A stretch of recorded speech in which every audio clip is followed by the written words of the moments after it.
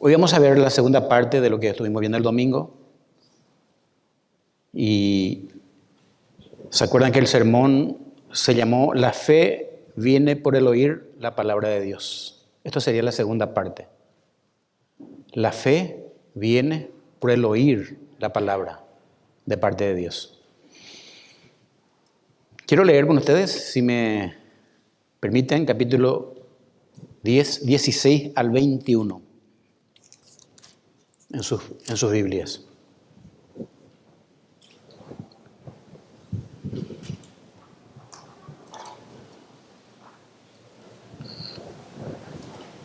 Dice así: mas no todos obedecieron al Evangelio, pues Isaías dice: ¿quién ha creído a nuestro anuncio? Así que la fe es por el oír, y el oír por la palabra de Dios. Pero digo, ¿no han oído? Antes bien, por toda la tierra ha salido la voz de ellos, y hasta los fines de la tierra sus palabras. También digo, ¿no ha conocido esto Israel? Primeramente Moisés dice: yo os provocaré a celos con un pueblo que no es pueblo, con pueblo insensato os provocaré a ira. E Isaías dice resueltamente: fui hallado de lo que no me buscaban, me manifesté a los que no preguntaban por mí.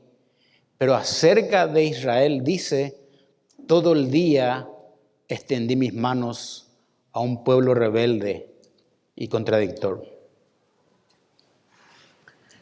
En la época que el profeta Isaías fue encomendado para ser profeta en el pueblo de Israel, específicamente para el reino del sur, el de Judá, Dios, interesante hermano, Dios le advirtió que nadie le escucharía.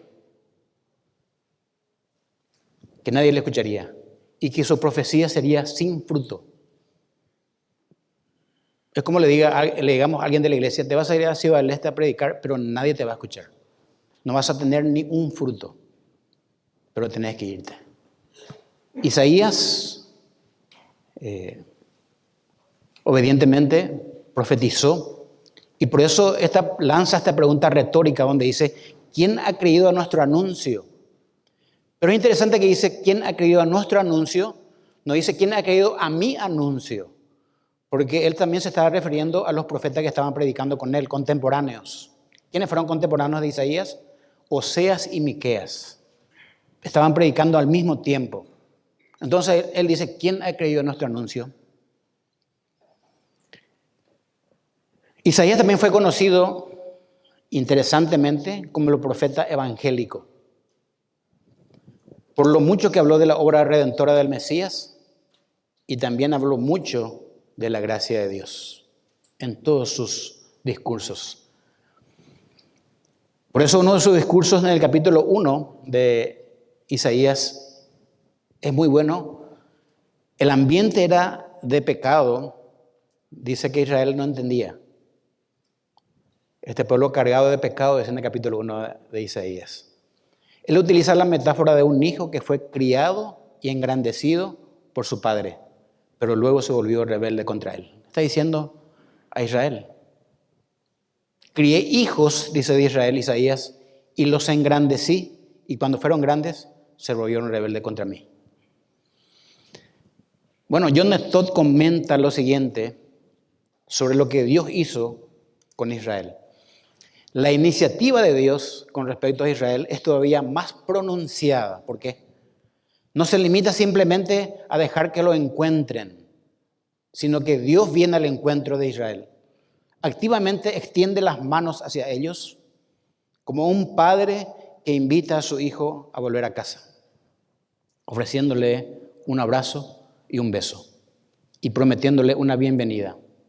Así Dios ha abierto y extendido sus brazos hacia su pueblo de Israel, y los ha mantenido constantemente extendidos todo el día, rogándoles por medio del Evangelio que vuelvan, pero no han recibido respuesta alguna.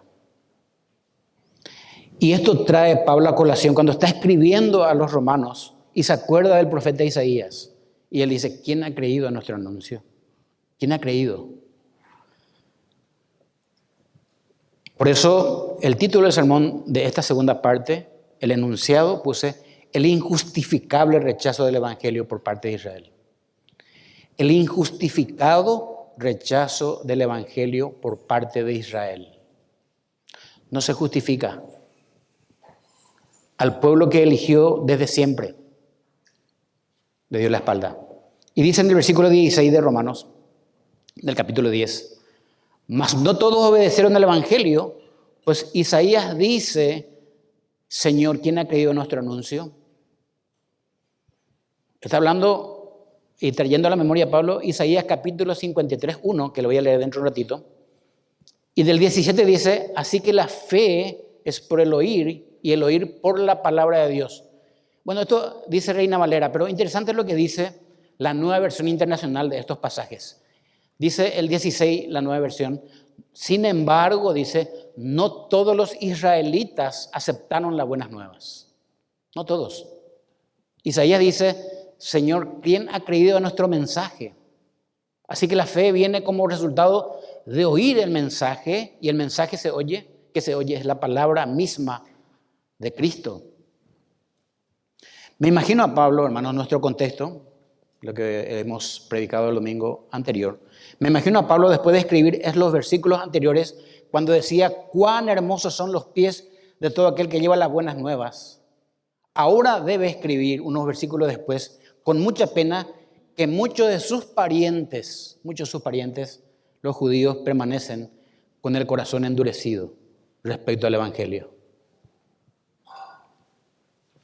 Se nota el cambio de emociones que tiene Pablo, porque estaba muy contento al escribir que cuán hermosos son los pies de todo que lleva las buenas nuevas, y ahora tiene que escribir esto que dice en el versículo 1 y 2 de Romanos, de capítulo 9, ahí tienen, dice, verdad digo en Cristo, no miento.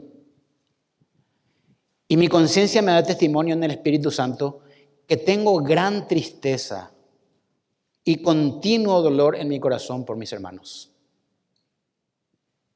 Esto es lo que se puede leer en el apóstol.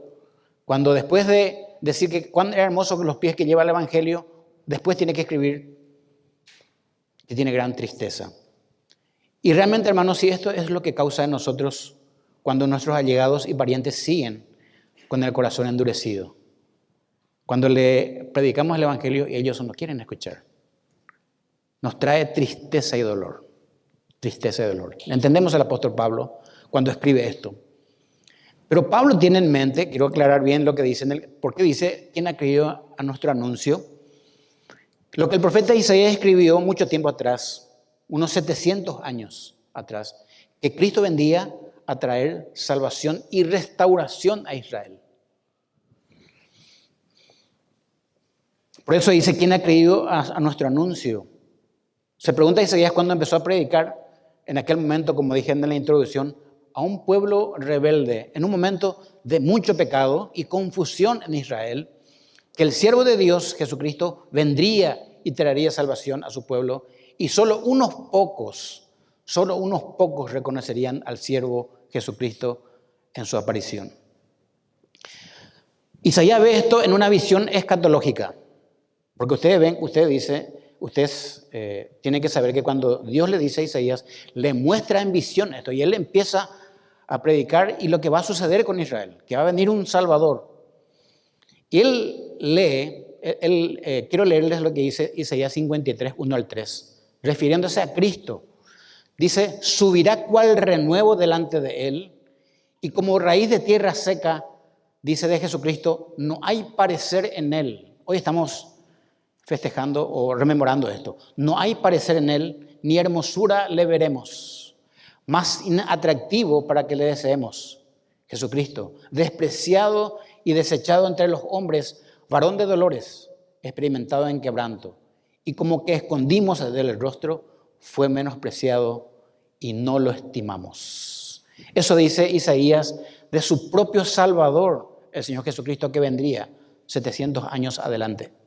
Por eso, ¿quién ha creído en nuestro anuncio? Israel no creyó en dicho anuncio. Y Pablo está cargando, escuchen hermanos, cuando escribe, él está cargando una responsabilidad a Israel de no haber escuchado el Evangelio o de no escuchar el Evangelio. Cuando escribe, él está cargando una cierta responsabilidad.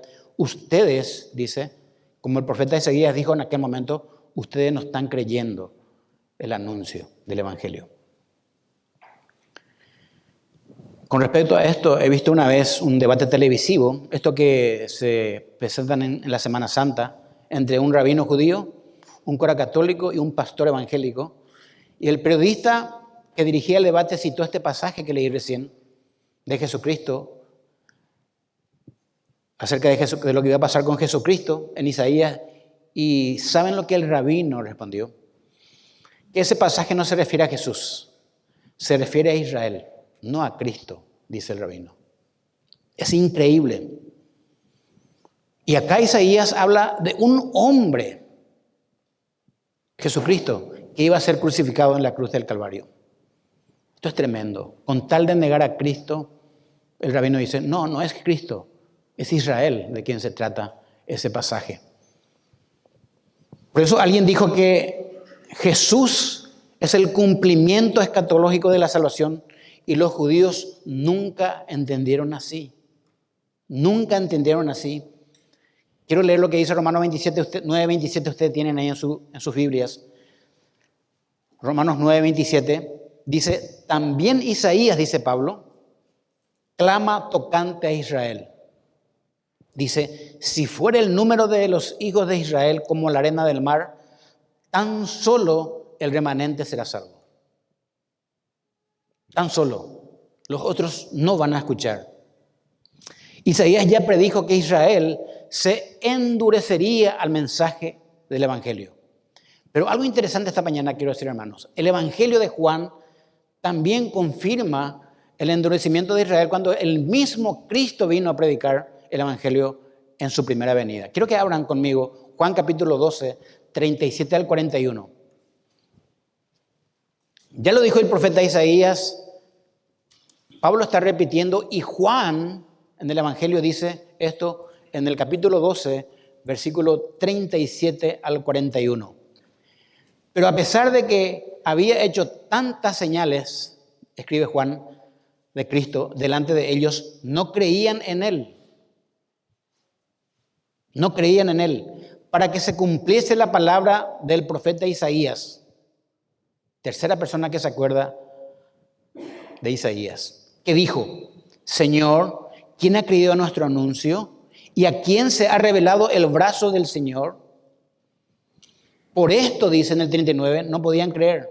Porque también dijo Isaías, cegó los ojos de ellos y endureció su corazón para que no vean con los ojos y entiendan con el corazón y se convierta y yo los sane. Isaías dijo esto cuando vio su gloria y habló acerca de él. Por eso dice en el capítulo 1 de Juan, vino a lo suyo y los suyos no le recibieron. Mas a todos los que le recibieron, a los que creen en su nombre, les dio potestad para ser hechos hijos de Dios. Y eso somos nosotros, hermanos, los gentiles. O sea, es gentiles, porque ya no somos gentiles. Somos uno en Cristo con los judíos que creyeron. Es interesante recalcar que el endurecimiento y la incredulidad de Israel estaba previsto en el propósito soberano de Dios. Estaba previsto.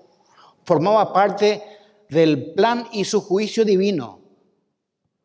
¿Para qué? Para que el Evangelio llegue hasta los confines de la tierra. Gracias a que los gentiles se convirtieron, el Evangelio llegó a todo el mundo. Ustedes saben que los judíos nunca quisieron predicar y decían que los gentiles eran inmundos. Pero Dios convirtió a gentiles y los gentiles llevaron el Evangelio.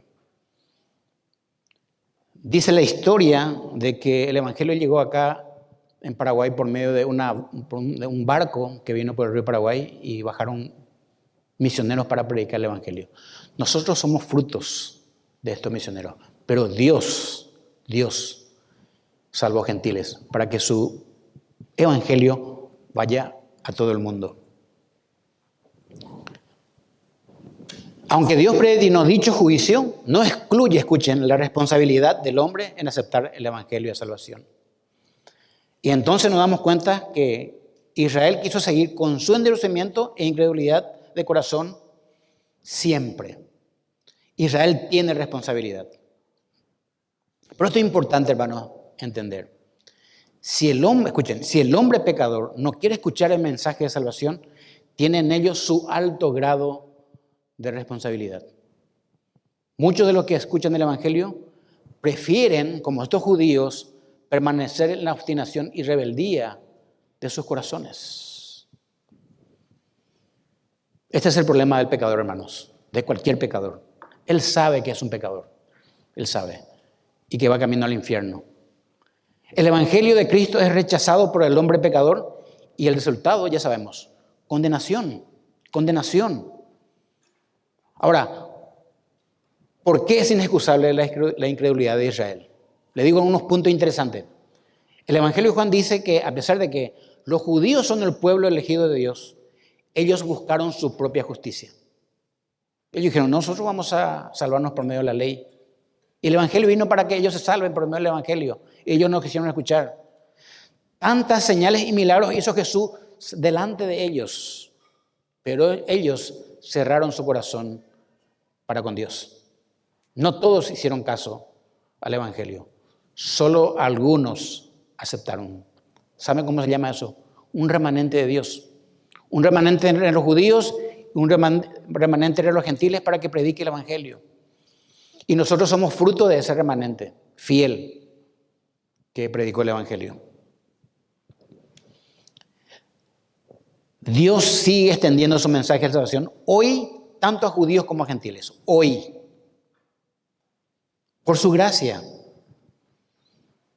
Dice en 2 Corintios, capítulo 6, versículo 2, he aquí ahora el tiempo aceptable, escuchen, he aquí ahora el día de salvación. Si oyereis hoy su voz, no endurezcáis vuestros corazones. No endurezcáis vuestros corazones. La Biblia dice, hermanos, que vendrá tiempo, y estamos en ese tiempo, en que se amontonarán maestros, que los mismos creyentes amontonarán maestros conforme a sus concupiscencias para escuchar lo que a ellos les guste. No el evangelio de salvación. No el verdadero evangelio. Pero por otro lado, debemos considerar lo siguiente. Aunque ustedes no crean, hermanos, el evangelio de salvación hace mucho que no se predica en las iglesias. Hace mucho tiempo. No se predica de los púlpitos. Hoy la gente está abierta para escuchar otro evangelio. ¿Cuál? El de la prosperidad. Iglesias que están llenas buscando sanidad física y bien material y no sanidad espiritual, mucho menos la salvación de sus almas. Ya no se escucha el verdadero evangelio de Cristo. Uno puede estar predicando el evangelio, el verdadero evangelio, y esa predicación puede que tenga el poder del Espíritu Santo, pero puede que no produzca ningún fruto. Esto es interesante entender. Muchas iglesias que están predicando el evangelio puro no tienen frutos. El Señor Jesucristo muchas veces predicó su evangelio, no tuvo frutos, tuvo rechazo. Sus hermanos le dijeron, anda, predica a otro lado. El mismo apóstol Pablo, no siempre cuando predicó, las personas vinieron a Cristo después de escuchar el evangelio.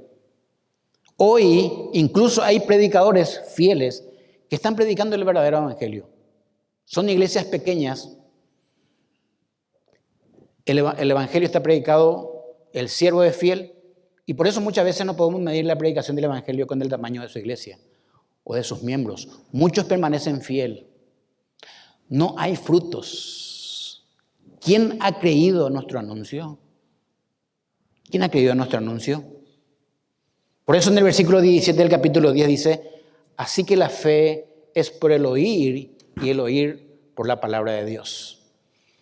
Pablo insiste que la fe viene por el oír de Cristo, a Cristo, y eso viene por medio de oír el mensaje. Por eso Jeremías, quiero leerles esto interesante. Tenemos que predicar. ¿Por qué? Porque dice en Jeremías 23, 29, no es mi palabra como fuego, dice Jehová, y como martillo que quebranta la piedra. Por eso tenemos que predicar, porque la palabra de Dios hace el efecto. La palabra de Dios trae salvación a las almas. No es mi palabra como fuego, dice Jehová, como fuego. Tenemos que predicar la Biblia. Y como martillo que quebranta la piedra. El Evangelio debe ser predicado. De paso, la iglesia que predica el Evangelio tiene síntomas saludables. Una iglesia será sana siempre si predica el Evangelio de Cristo. Lo contrario, ya saben, una iglesia que no predica a Cristo, no predica el Evangelio, es una iglesia enferma. Es una iglesia enferma. Por eso la fe viene por el oír la palabra de Dios. Y ahora Pablo, en el versículo 18, va a pasar a argumentar que Israel no tiene excusa por no haber escuchado el mensaje del Evangelio. Vamos a ver en el versículo 18 del capítulo 10. Dice, pero digo, en el versículo 18, ¿no han oído? Dice Pablo, antes bien, por toda la tierra salió su voz, la voz de ellos, y hasta los fines de la tierra sus palabras. Pero pregunto, dice Pablo, ¿acaso no oyeron? Claro que sí, dice Pablo, claro que oyeron, dice en otra versión. ¿Cómo? Dicen los judíos que sí o sí oyeron la voz de Dios. ¿De qué manera? Dios se hizo conocer o se reveló desde el principio siempre. ¿Cómo? Por medio de la revelación natural. Si se dan cuenta, trae Pablo a colación un pasaje de la Escritura del Salmo 19:4, donde dice, por toda la tierra salió su voz y hasta el extremo del mundo sus palabras.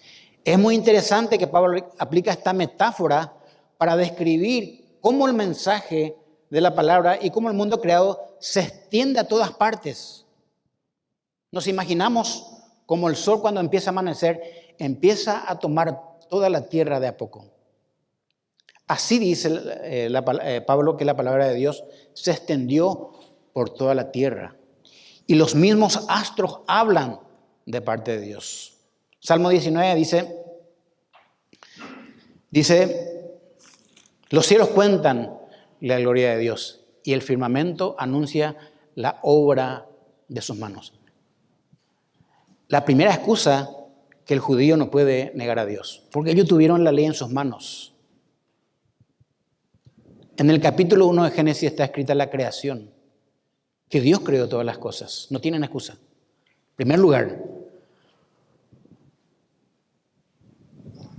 Pero esto es importante, hermanos. Su palabra se extiende, el Evangelio se extendió y se extiende por toda la tierra. A veces no tenemos nosotros bien dimensionado que la palabra de Dios se haya extendido por toda la tierra. No tenemos una visión, porque tenemos una visión muy corta de las cosas y de los tiempos. Hay un hombre de Dios que se llama Justino Mártir, un apologeta, una persona que defiende una creencia del cristianismo. Él ya, escuchen, a mediados del siglo II, sería en el año 100 después de Cristo, escribe lo siguiente. Nosotros estamos en 2022.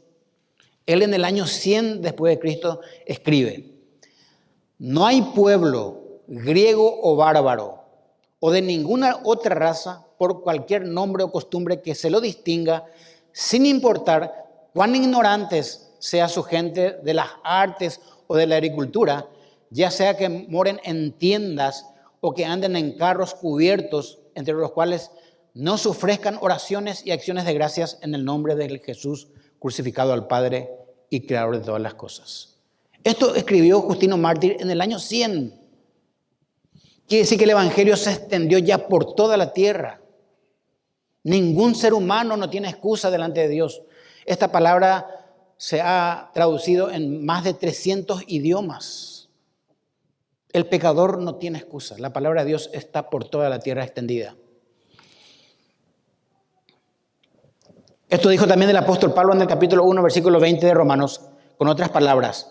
Porque las cosas invisibles de Él, de Dios, su eterno poder y deidad, se hacen claramente visibles desde la creación del mundo, siendo entendidas por medio de las cosas hechas, de modo que el gentil y el judío no tienen excusa.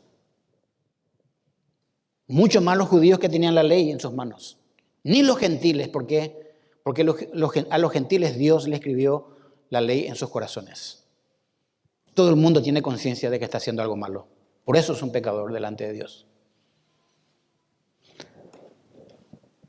Israel siempre escuchó el mensaje de Dios, siempre. Pero el apóstol quiso ir más y escribe en el versículo 19 lo siguiente. Esto de insistir más, ¿acaso no oyeron? Dice en el versículo 19.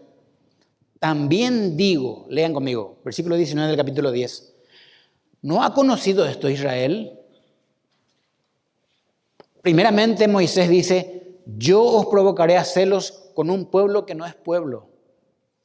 Con un pueblo insensato os provocaré a ira. En otra versión dice, en el versículo 19, pero insisto, ¿acaso no entendió Israel? En primer lugar, y cuando escribe esto, Pablo tiene en mente Deuteronomio 32, 21, y les leo. Escribe Moisés y dice, ellos me movieron a celos con lo que no es Dios. Me provocaron a ira con sus ídolos. Yo también los moveré a celos con un pueblo que no es pueblo. Los provocaré a ira con una nación insensata. Dios mismo les provocaría a celos con un pueblo que no es pueblo. Eso somos nosotros. Éramos nosotros los gentiles. No éramos pueblo. ¿Por qué hizo Dios esto? Lo que pasa es que fueron primero los judíos los que le provocaron a celos a Dios. Nosotros sabemos por los mandamientos que Dios es un Dios celoso, dice la Biblia. Y ellos le provocaron a celos. Y le voy a decir un ejemplo. Moisés está en el monte para traer las tablas de la ley. ¿Y el pueblo qué hace? Fabrica un becerro de oro, lo adora, baila alrededor del becerro y dice, este becerro nos sacó de Egipto. ¿Qué les parece? Esto es provocar a celos. Dios fue provocado a celos. Este becerro nos quitó de Egipto. Yo no sé cómo se habrá sentido el Señor. Ustedes ven que Moisés y Josué rompen las tablas de la ley al ver a un pueblo que le dio la espalda.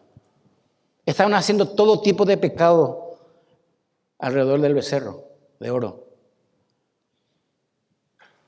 Para ello, Pablo cita como un primer testigo a un líder.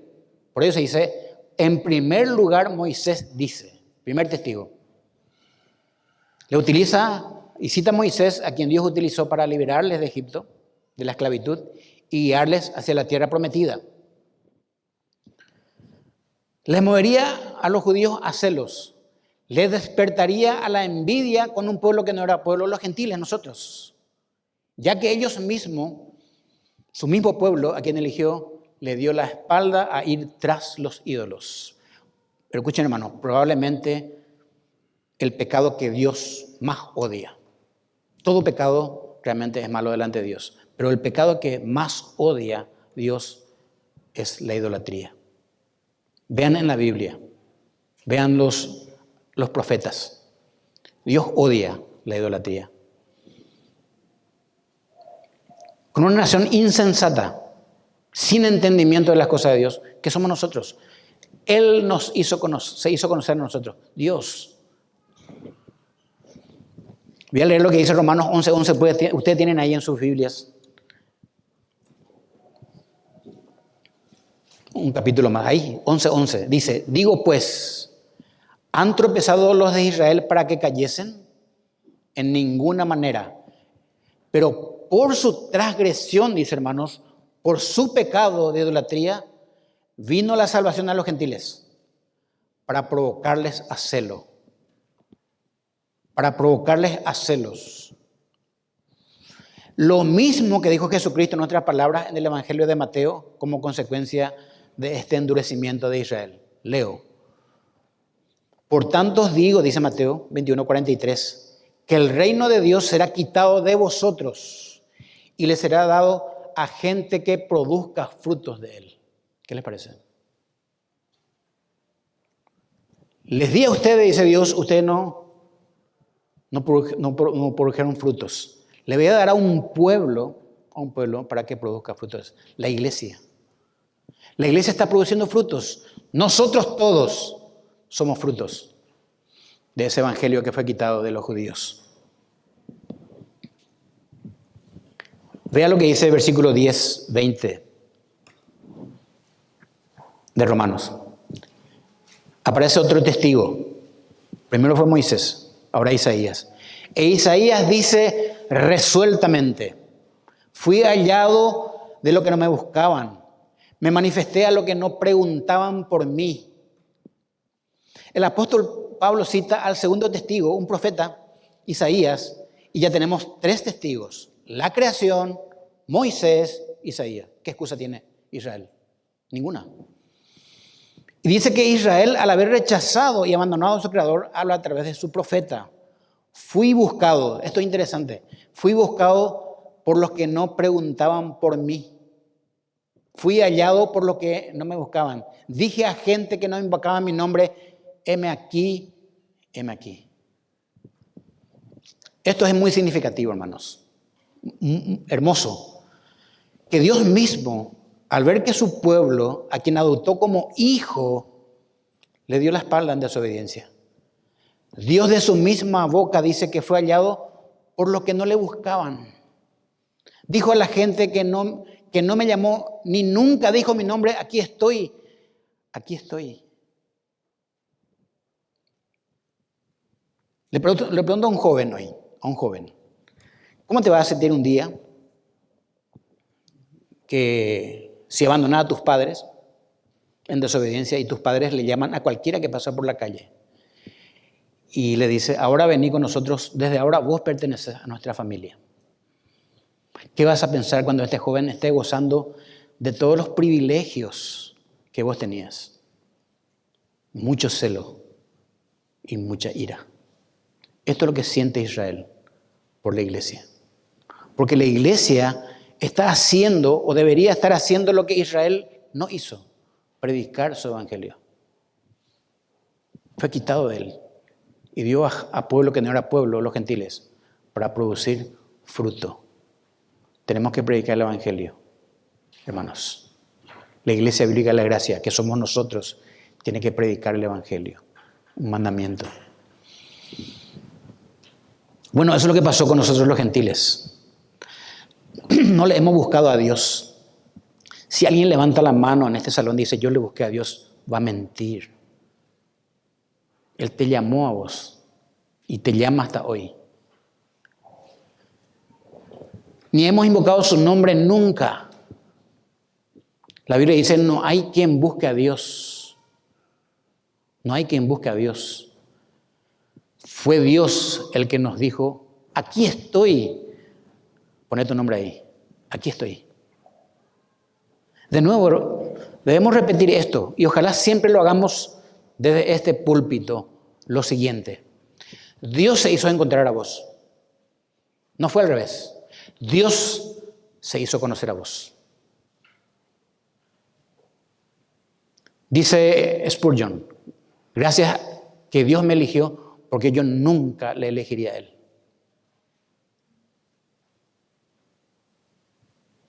Qué misericordia, hermanos.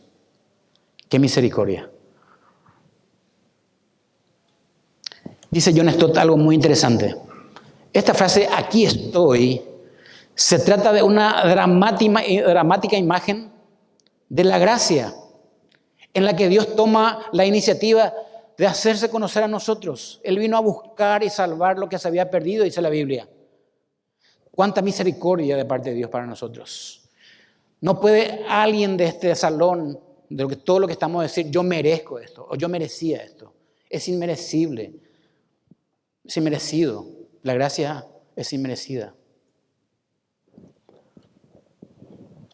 Pero Pablo, para terminar y rematar esta parte de la carta, escribe así: pero acerca de Israel dice: todo el día extendí mis manos a un pueblo rebelde y contradictor. Todo el día extendí mis manos.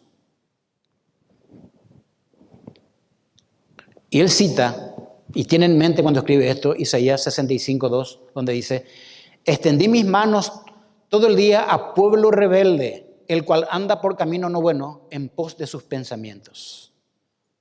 Así anda los inconversos a quienes conocemos, en pos de sus pensamientos. Esta actitud siempre Dios tuvo con Israel, a pesar de que su pueblo le dio la espalda. ¿Se acuerdan del cuadro del hijo pródigo? Cuando el hijo vuelve en sí y vuelve a su casa, después de estar empavonado con la suciedad del pecado, su padre amoroso le recibe con brazos abiertos, le pone un anillo en el dedo, le viste con la mejor ropa y le hace una fiesta por haber vuelto. Eso es lo que pasaría con un pecador que hoy viene a Cristo. ¿Qué más querés escuchar, hermano? Dios está extendiendo su mano hasta hoy. Yo no sé hasta cuándo, pero hasta este día Dios te está diciendo: vení, aquí estoy. Aquí estoy.